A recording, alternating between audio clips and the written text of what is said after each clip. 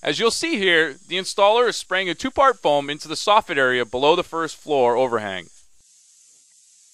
Now the base coat is laid in prior to the thickness that we're looking to achieve. We previously removed the fiberglass insulation for our prep work.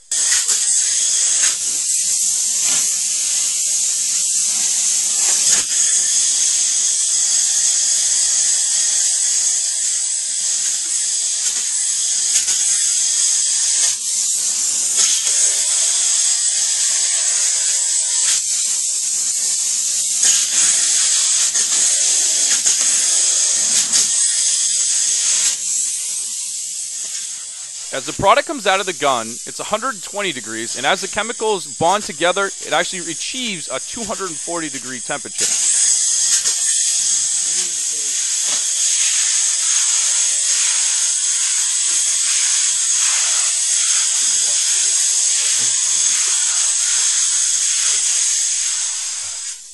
As we do our final walkthrough, you'll see that the foam is now 100% cure and now ready for intumescent paint, which is a fire retardant paint, or drywall, which is required by fire code.